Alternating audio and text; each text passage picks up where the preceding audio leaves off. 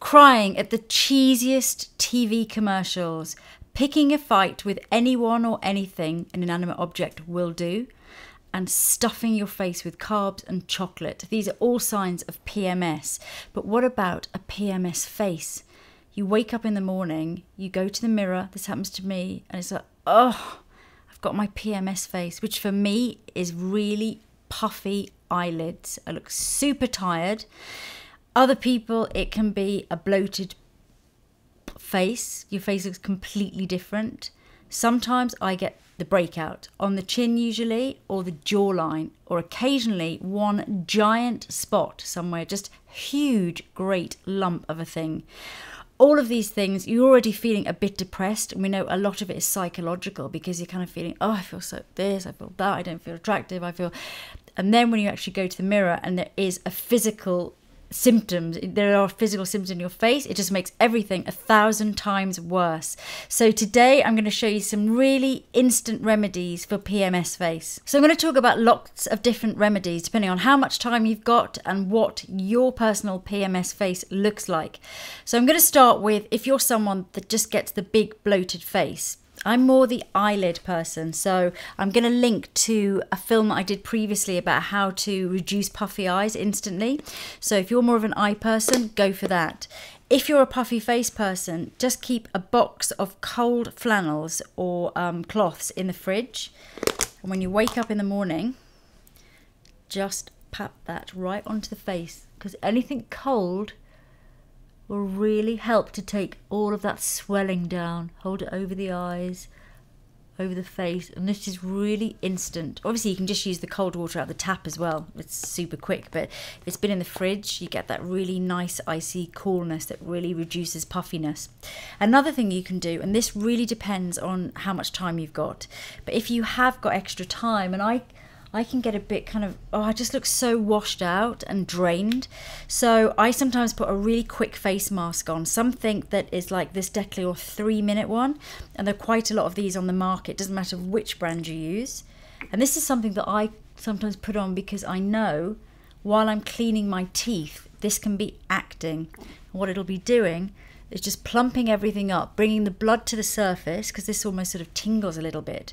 This is an aromatherapy product, so if you're very sensitive, this might be too much. But for me, I get a sort of very sluggish, almost grey face. So 3 minutes of that while I'm cleaning my teeth really makes a difference.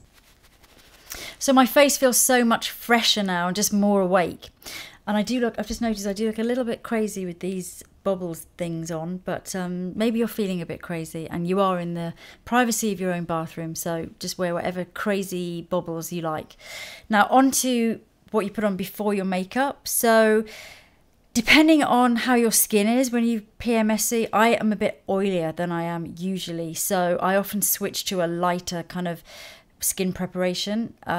Some people might be drier. It all depends on you. Me personally, I use this, which is the Serious Hyaluronic Firming Serum by MyChelle.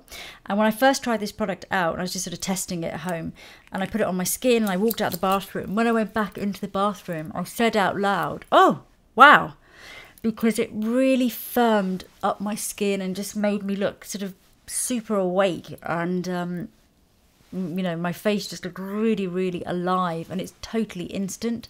So for me personally, this is my fail-safe PMS thing that I use, and I don't really use it all the rest of the month. It's quite a strong product, but I really find that for me, everything just feels like my face sort of all goes back into shape and looks great, and I could kind of use it everywhere. So on to eye creams, and certain ingredients can really help with different types of eye problems that you might get when you've got your PMS face. I'm going to start by talking about this one called Start Over, and this is by Sunday Riley, and I really like this one because it has an instantly cooling effect, and it's also very tightening on the skin, so you feel a kind of lifting effect.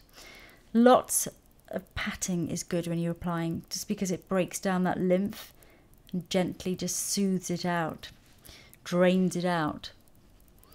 If you find that you're really dark under your eyes because you're tired, then something like the Even Better Eyes by Clinique is really, really good. Not only does it contain a multitude of great skincare ingredients that will help to lift that darkness, but also it's slightly tinted as well. So you're patting on a product which is helping to reduce the puffiness, get rid of the dark circles, but also has a little bit of a tint as well. Even if you're going to use concealer on top, it's a good little bit of light reflection that you can start with. Also, anything with caffeine in is brilliant. This is the Revitalift Eyes by L'Oreal, and lots of brands do these caffeine kind of either roll-ons or something like this, which just has a metal applicator on. And these are so good because particularly if you keep them in the fridge or keep them somewhere cool, you really feel a cooling effect, and just pressing gently and working out will seriously help to reduce the puffiness. So I'm just going to put a little bit of the Sunday Riley one on the other eye as well. I don't know if you can see, but my face is totally changing shape with these products. I feel much sort of tighter and more awake. So on to foundation, and you may find you're one of those people that turns into a complete oil slick when you have your PMS face. So using something like a mattifying primer before your foundation will really help at this time of the month. I particularly like this one by Bioderma, which is really good. You can use it all over if you turn into an oil slick, all over, or just around the center of your face. For foundation, obviously you don't need a special foundation for that time of the month. Unless you're somebody that just goes from dry to super oily. So just apply your usual foundation in your usual way. I mean, you don't need to do anything special there. You may find that you just need a little bit extra in certain areas, maybe around your chin, because you have lots of little bumps or you're starting to get a bit of a breakout in that area. So just adapt it to whatever your face is doing. So on to the rest of your makeup, and you obviously don't want to spend ages and ages doing your makeup, so really just focus on what are the main issues that you have with your PMS face. So if it is, everyone needs a little bit of something under their eyes, I'm going to go straight onto concealer. This is the NARS Radiant Creamy Concealer, and I can be quite dark under the eyes just because I feel super tired. So I'm just going to pat this in. It's a touch more than I probably wouldn't usually use, but if I'm feeling really dark, then I want something that's going to be a little bit more coverage than normal. And this is really long lasting, and it has skincare ingredients, so it's going to help to lift them as well. So that's a slightly heavier concealer, just to really counteract those dark circles that I usually get. Then with the rest of your concealing, it depends what's happening with your face. If you are someone that gets a big breakout or one massive spot, then I would suggest absolutely using a Vichy Dermablend or something like a Pro Longwear concealer, or whatever you normally use when you get a big breakout, and really spending time covering this breakout that you've got, because better to spend time doing that. You'll feel much better, and then spend less time maybe on your eye makeup or on your lips or whatever, because that's the way that you're going to feel the most confident. So if you are having breakouts, focus on that and really cover and conceal. And if they're raised, if they're those ones that they never really come to a head, they're the ones I get like one giant one, sometimes on my cheek, and it's just a hard lump. The secret with those is to make them as matte as possible. So put powder over the top, and the matter they are, the less they catch the light, and the less they catch the light, the less you see the shape of them. So really conceal them and then mattify them 100% so you don't see the actual raised shape of them. Then for powder, I would probably use more powder than normal, particularly around my chin and my nose, which I will be shinier than I usually would be at the other times of the month. So I'm going to put plenty of that all over. So on to eye makeup, and if eyes aren't a problem for you at PMS time, then just do whatever you normally do, or just keep them natural. If you're someone that gets that real puffiness on the lids, I personally find that wearing more eye makeup than usual really helps, because anything that's dark recedes back. You know, it's that kind of the basic rules of makeup. So using something a little bit darker, especially around the socket line or the puffy areas, really pushes them back and helps to define the eyes a lot more. I'm going to use the Naked 2 palette, and I'm going to use the matte shade Tease and Busted, which is kind of a dark smoky colour. So although I'm saying put extra makeup on, I just want to make it clear that in general, don't feel the urge because you're feeling all angry and depressed to pile and pile and pile loads of makeup on. What you want to do is find the right products and use them in the right areas. So it's being very clever about your makeup and really thinking about, okay, what's happening here and which area needs the most attention. So I'm applying the matte brown shade all over to start. So that's really simply all over the lid. Then using the shade Busted, wherever you're puffy, so you're probably puffy into here, push it with your eyes open, just push the colour into the puffy areas and kind of visualise that you're pushing the puffiness away. And that's a really good guide to where the darkness should be. And again, it's going to be different on everyone, but doing it with your eyes open will really, really help to see what the right area is. And it can be simple. It doesn't have to be, when I say more eye makeup, I just mean cleverer eye makeup, thinking about kind of detracting and pushing puffy areas back. I'm applying exactly the same shade underneath. And what you do with the eye makeup underneath depends on how your eyes go and you're PMSy. For me, I'm very puffy on the top. I don't really get puffy underneath. I just get dark. So although I want definition, I don't want to make them too smoky underneath because then I just look darker and heavier and more tired. So I definitely put a little bit more concealer on and then just a little bit of this to kind of define. If you get puffy underneath, then you can get away with using a little bit more, definitely, but make sure you conceal properly. So onto eyelashes, and super curled eyelashes, so helpful. If you're feeling tired, they wake up your entire face and your eyes just look brighter and fresher immediately and look well slept. So mascara is obviously incredibly useful at this time of the month because beautifully curled lashes with nice mascara, long and separated, will detract from a multitude of sins. So I'm going to use this Origins Gin Zing one, which is a brightening mascara, and it's a nice lengthening one.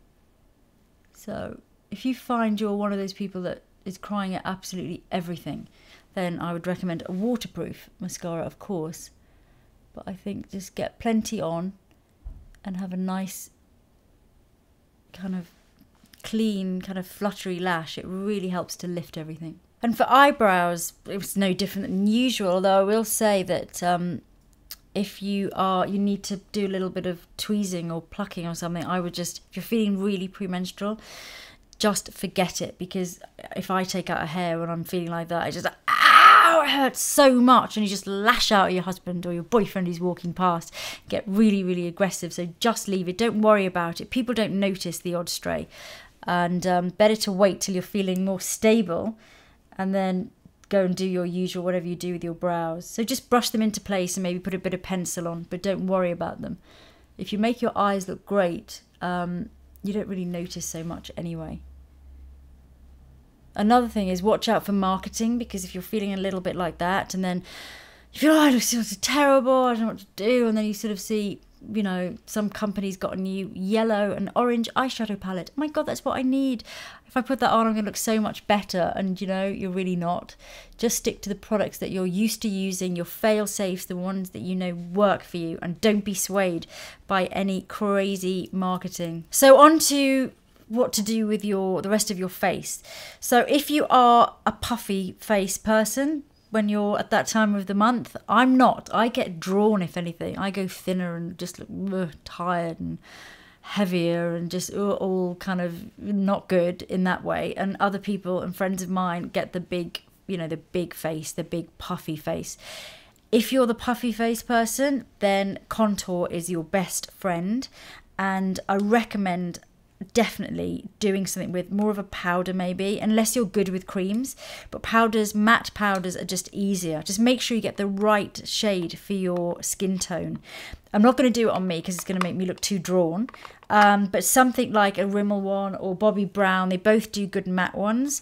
And you can check out my website. I've got lots of ideas about different contours, and also I did make a video a while back about how to contour your cheeks, so have a look at that. Likewise, if you are someone that gets very sallow, tired looking and drawn, which is the category that I fall into, I find that blusher is my absolute best friend when I've got my PMS face.